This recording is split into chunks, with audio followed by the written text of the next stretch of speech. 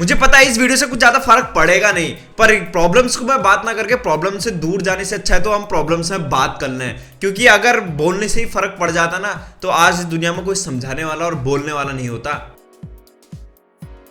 जहां पर इंडिया में हर बार रेप जैसी घटनाएं होती है और हम हर बार कैंडल मार्च निकालते हैं, मैं ये नहीं कह रहा हूं कि ये चीज गलत है, मैं सिर्फ इतना कह रहा हूं कि ये इस प्रॉब्लम का सोल्यूशन नहीं है। अगर हम इतने ही कैंडल मार्च हमने कॉन्स्टिट्यूशन को स्ट्रांग बनाने में और एक रेप के खिलाफ एक स्ट्रांग कानून लाने में किया होता ना, तो शायद कोई रेपिस्ट ऐसा करने से पहले जरूर सोचता। तो ये बात पता है सबको कि अगर कॉन्स्टिट्यूशन स्ट्रांग होगा तो जाहिर सी बात है क्राइम रेट घटेंगे, क्योंकि हर एक डेवलप कंट्री का एक रूल होता है, उनके वहां कॉन्स्टिट्यूशन जो होता है वो बहुत स्ट्रांग होता है, पर इंडिया में यही कॉन्स्टिट्यूशन बहुत स्लो है। हम कभी भी मॉल्स में अगर शॉपिंग करने जाते हैं तो 1 रुपये का भी हम बहस नहीं करते, पर वहीं हम ठेले वाले और दुकान वालों के पास जाते हैं तो हम वहां पर बहस करने लगते हैं, क्योंकि बिस्लरी की बोतल एक बाहर भी मिल रही है, बिस्लरी की बोतल एक मॉल में भी मिल रही है, चीज सेम है, पर प्लेस के अलग होने से क्या रेट चेंज हो जाते हैं? क्योंकि उसके अंदर का जो प्रोडक्ट है वो तो सेम है, वो तो नहीं बदलने वाला, चाहे वो मॉल में बिके चाहे वो एक ठेले वाले में बिके। आपको तो ये पता है कि इंडिया की सबसे ट्रेडिशनल ड्रेस कुर्ता पैजामा मानी जाती है, पर आप इसी कुर्ता पैजामा को पहनकर इंडिया में किसी भी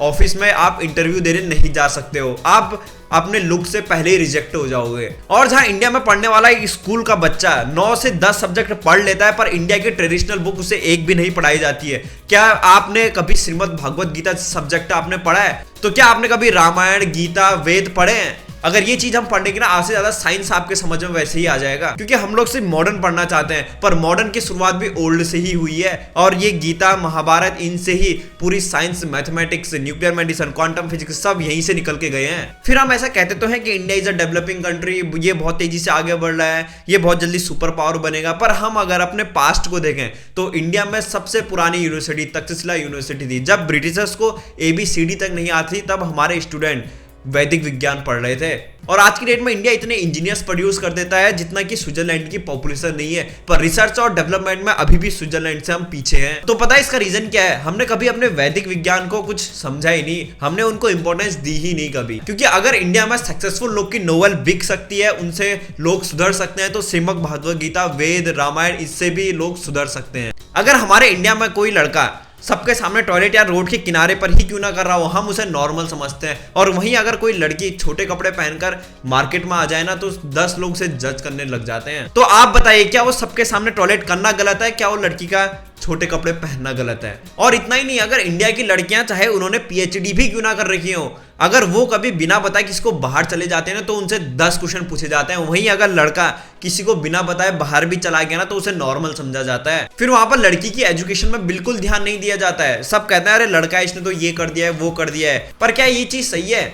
हम ऐसा कहते तो हैं कि इंडिया में भेदभाव अब नहीं रहा, तो ये क्या है? ये भी एक इनडायरेक्टली टाइप से किया हुआ एक भेदभाव ही तो है। फिर हम ऐसा कहते रहते हैं कि लड़कियां आजकल लड़कों से कम का है, ये बात तो बस बोलने की होती है, प्रैक्टिकली तो ये पॉसिबल ही नहीं है, क्योंकि हम पहले से ये कहने लग जाते हैं कि अरे यार लड़कियों की तरह रो रहा है, लड़कियों की तरह चल रहा है। क्या होता है लड़कियां लड़कियों की तरह चलने? इंडिया में लोग हमेशा अपने बच्चों को गवर्नमेंट स्कूल में डालने से डरते हैं, मतलब वो समझते हैं कि गवर्नमेंट स्कूल में कुछ पढ़ाई नहीं होती है। वहीं अगर वो बच्चे ने 12th पास कर लिया है तो सोचते हैं कि गवर्नमेंट कॉलेज में हो जाए तो इसकी लाइफ सेट हो जाए, मतलब वहां पर फिर गवर्नमेंट कॉलेज की कभी भी एजुकेशन नहीं देखी जाती है, मतलब ये बिल्कुल भी नहीं देखा जाएगा कि वहां पर पढ़ाई होती है नहीं होती है, बस भाई गवर्नमेंट कॉलेज चाहिए। 14 सितंबर जहां पर इंडिया में हिंदी दिवस मनाया जाता है, पर मुझे लगता नहीं कि हिंदी दिवस कोई मनाता होगा, क्योंकि जहां पर एयर होस्टेस से लोग हिंदी में बात करने से डरते हैं, चाहे वो प्यासे रह लेंगे पर फिर भी हिंदी में बात नहीं करेंगे, और वहीं पर ही मोस्टली स्कूल्स में तो हिंदी बोलने पर फाइन भी दिया जाता है। तो क्या हिंदी दिवस क्या सेलिब्रेट करना चाहिए?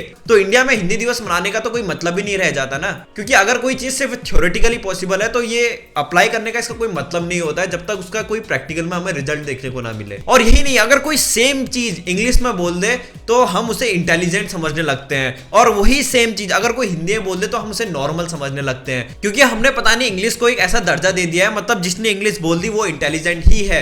अगर आप इंग्लिश को ही सबसे ज्यादा इंटेलिजेंट लैंग्वेज समझते हो ना तो कभी संस्कृत बोल के दिखाओ जो देवताओं की लैंग्वेज मानी जाती है। अब आप सोचिए आपके आसपास कितने लोग संस्कृत बोलते हैं, पर इससे भी आखिर क्या ही फर्क पड़ेगा? हमने कभी संस्कृत जो इंडिया की सबसे ट्रेडिशनल लैंग्वेज, जो देवताओं की लैंग्वेज है, कभी दी ही नहीं इंपॉर्टेंस। गाइज मैं यहाँ पर आपको एक संस्कृत से जुड़ा हुआ एक कमाल का फैक्टर बताता हूँ। जब भी आप कभी संस्कृत पढ़ते हो, बोलना तो दूर की बात, सिर्फ पढ़ते हो, आपके दिमाग में कभी भी नेगेटिव थॉट नहीं आएंगे। जी हाँ गाइस, बहुत सारे साइंटिस्ट ने इसे ऐसा करके प्रूफ भी कर दिया है, क्योंकि जब आप संस्कृत पढ़ते हो तब आपको समझ आए ना आए, आपके दिमाग में कोई भी नेगेटिव थॉट नहीं आएगा। स्वच्छ भारत मिशन, ये तो बस मिशन ही बन के रह गया है। स्वच्छ भारत होगा नहीं होगा ये बात की बात है। मैं ये बिल्कुल भी नहीं कह रहा हूँ कि इस पर काम नहीं हुआ है, काम हुआ है, पर कुछ 1% लोगों द्वारा ही काम हुआ है। क्योंकि एक दिन झाड़ू उठाने से, एक दिन योगा करने से कुछ भी नहीं होने वाला है। हम हमेशा जब योगा दिवस होता है हम तभी योगा करते हैं। क्या एक दिन करने से आपकी हेल्थ सुधरेगी? अगर ऐसा होता तो आज की डेट में हॉस्पिटल की संख्या और कम होती इंडिया में। इंडिया में बहुत सारी चीजें ऐसी हैं जो सिर्फ बोलने में अच्छी लगती हैं। जैसे इंडिया में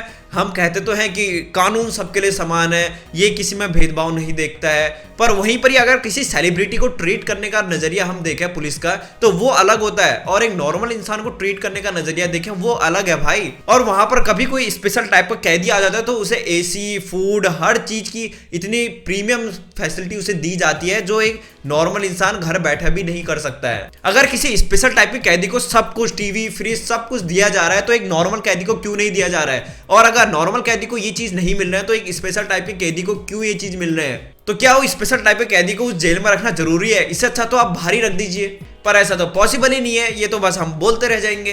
पर अगर आप लोग चाहे तो इस वीडियो को ज्यादा से ज्यादा शेयर करके इस प्रॉब्लम के बारे में सबको बता जरूर सकते हो।